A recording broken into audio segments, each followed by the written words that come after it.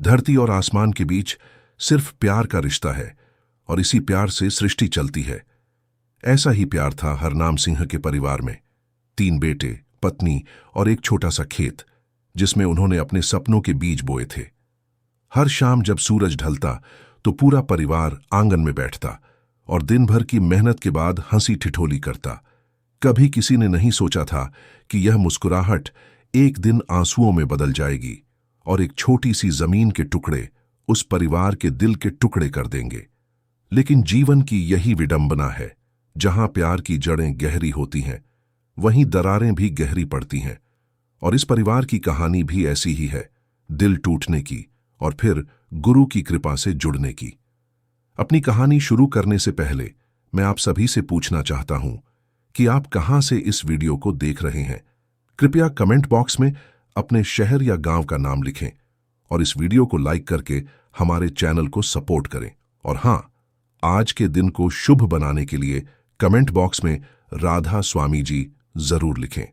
अब चलिए हरनाम सिंह के परिवार की इस हृदयस्पर्शी कहानी का हिस्सा बनते हैं। उत्तर प्रदेश के एक छोटे से कस्बे में हरनाम सिंह का घर था। न बहुत बड़ा न बहुत छोटा, बस इतना जिसमें खुशियां समा जाएं।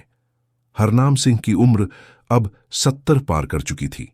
बाल सफेद, चेहरे पर झुर्रियां, लेकिन आंखों में अभी भी वही चमक थी जो उनके जवानी के दिनों में थी। उनकी पत्नी सरबजीत कौर एक सीधी सादी पंजाबी महिला जिसने अपनी जिंदगी के 45 साल पति और बच्चों के लिए समर्पित कर दिए थे। 3 बेटे थे उनके। सबसे बड़ा सुरजीत जो शहर में एक छोटी सी नौकरी करता था, मझला बलजीत जो पिता के साथ खेती में हाथ बंटाता था और सबसे छोटा रवि जो अभी कॉलेज में पढ़ाई कर रहा था। सरबजीत अक्सर पड़ोसियों से कहती, मैंने 3 रत्न पैदा किए हैं और ये तीनों मिलकर हमारे बुढ़ापे का सहारा बनेंगे। और हरनाम सिंह गर्व से मूंछें ऐंठते और मुस्कुराते। लेकिन वे नहीं जानते थे कि जिंदगी कभी भी कितनी जल्दी करवट ले सकती है। हरनाम सिंह के पास लगभग 20 एकड़ जमीन थी जो उन्होंने अपने पूरे जीवन की मेहनत और पसीने से खरीदी थी। उनका मानना था कि जमीन ही असली धन है।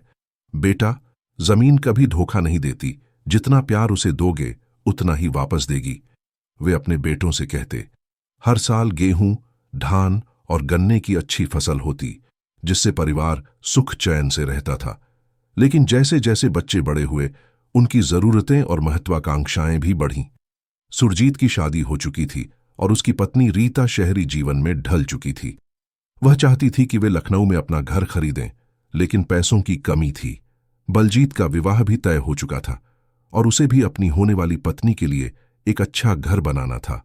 और रवि जो अभी भविष्य के सपने देख रहा था, उसे भी उच्च शिक्षा के लिए धन की आवश्यकता थी। पापा, मैं सोच रहा था कि क्या हम गन्ने वाले खेत को बेच सकते हैं? एक दिन सुरजीत ने डरते डरते पूछा। वो तो हमारी सबसे कीमती जमीन है, हरनाम सिंह ने आश्चर्य से पूछा।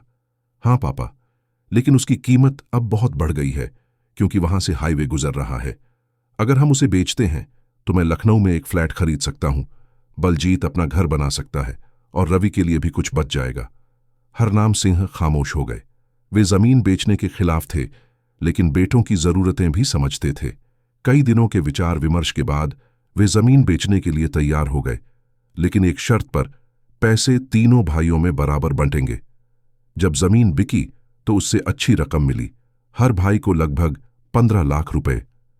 सुरजीत ने लखनऊ में एक छोटा सा फ्लैट बुक करवा दिया, बलजीत ने गांव में ही एक नए घर की नींव रखवा दी और रवि ने अपने पैसे बैंक में रख दिए।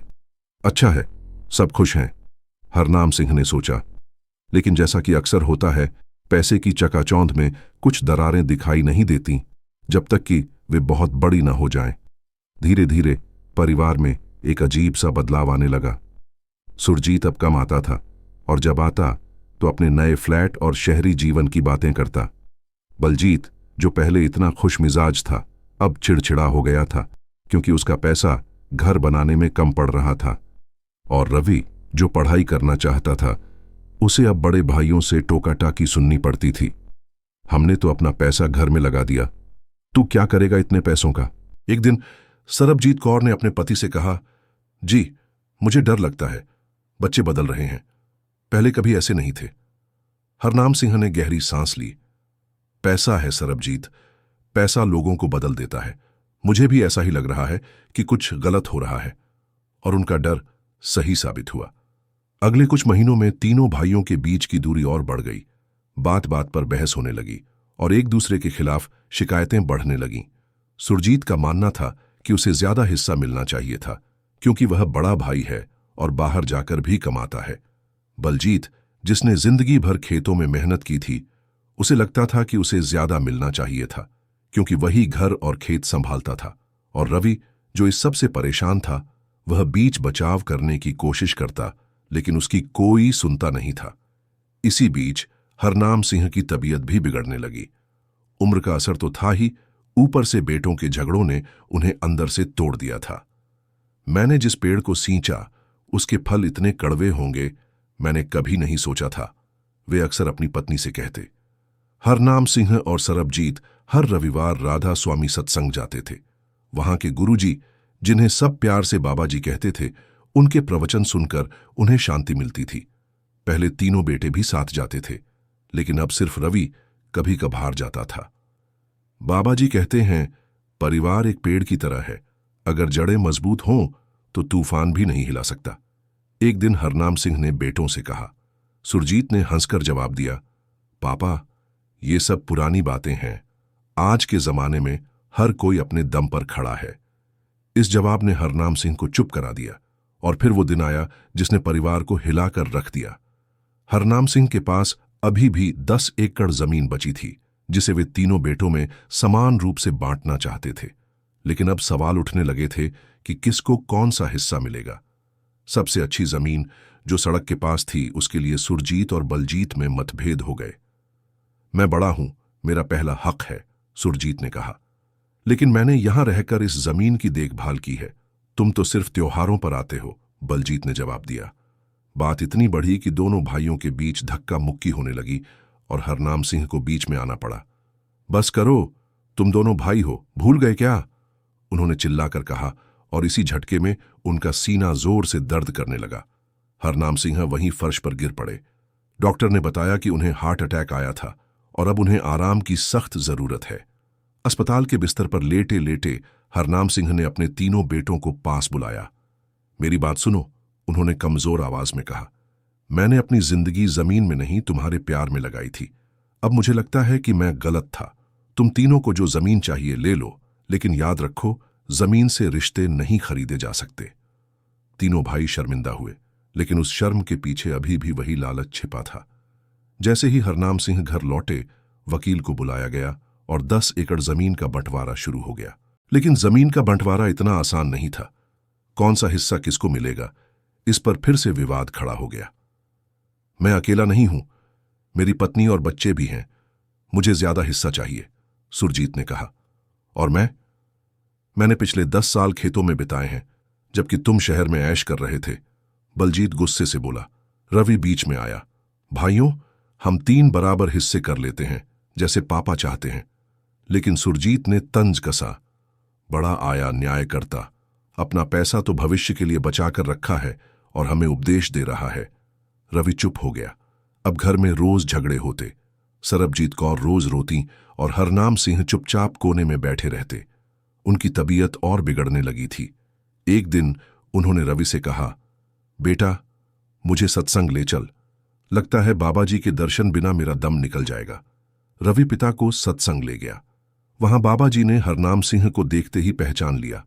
आओ हरनाम सिंह, कई दिनों से नहीं आए।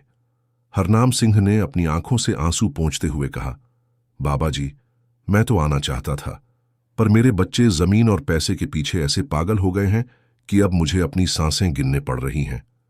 बाबा जी ने गंभीरता से कहा, कल तुम्हारे तीनों बेटों को मेरे पास लेकर आओ, मुझे उनसे बात करनी है।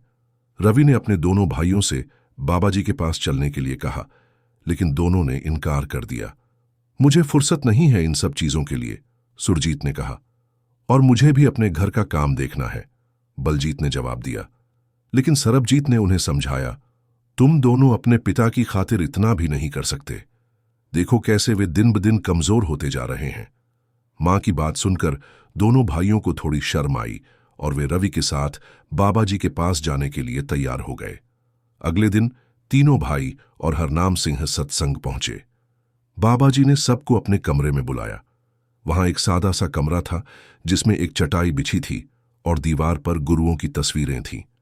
बाबा जी ने सबको बैठने का इशारा किया और पूछा, क्या तुम तीनों मुझे अपनी समस्या बताओगे? तीनों भाई एक दूसरे का मुंह ताकने लगे।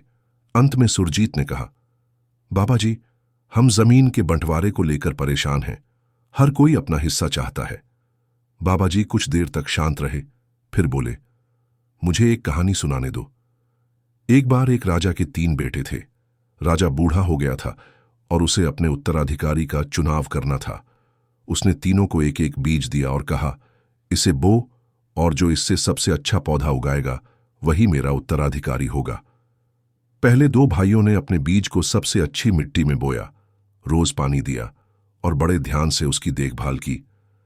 लेकिन तीसरे भाई ने कितनी भी कोशिश की, उसका बीज अंकुरित ही नहीं हुआ।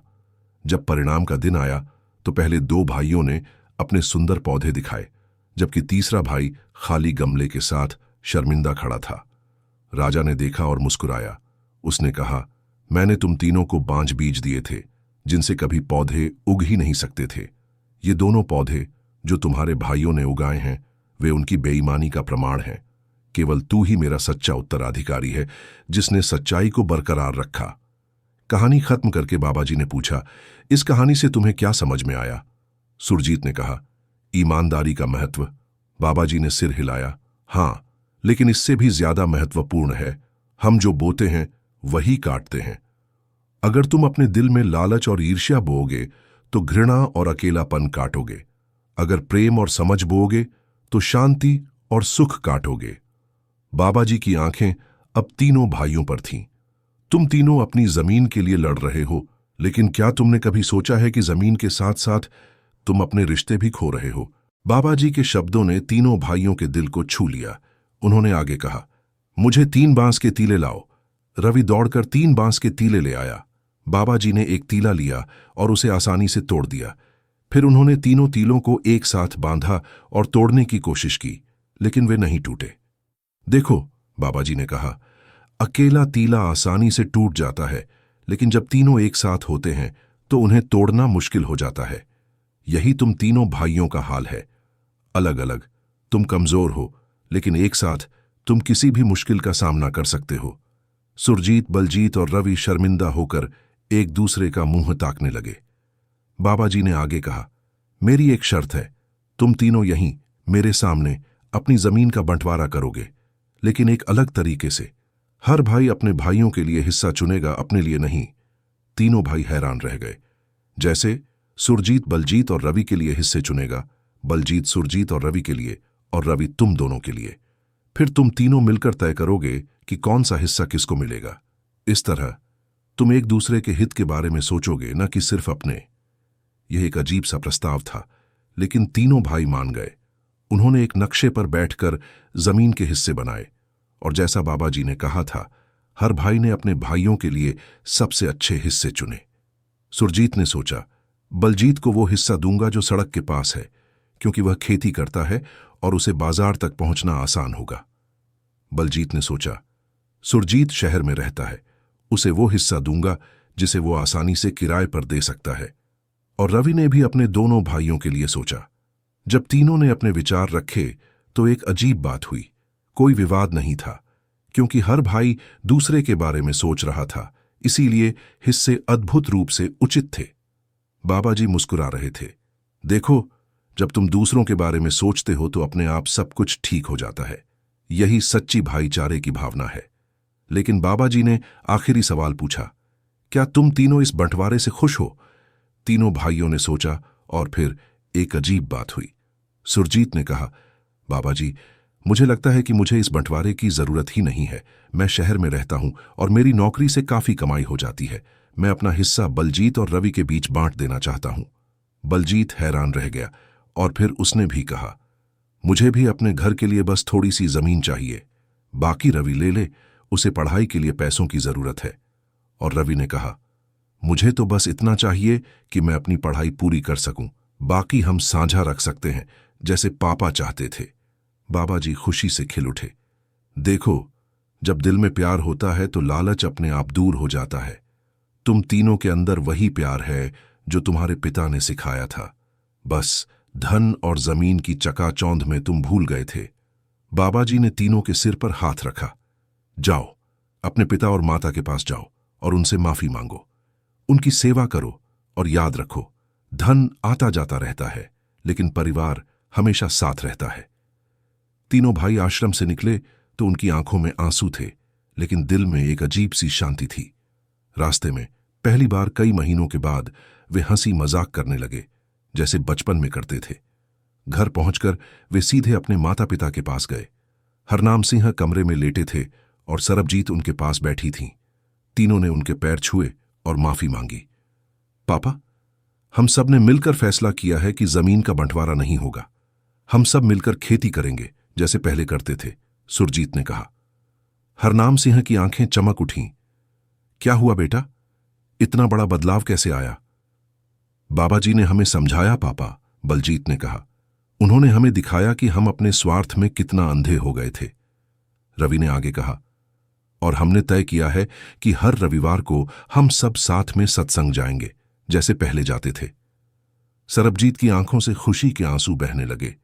मेरे बच्चे वापस आ गए, वह फुसफुसाई। वह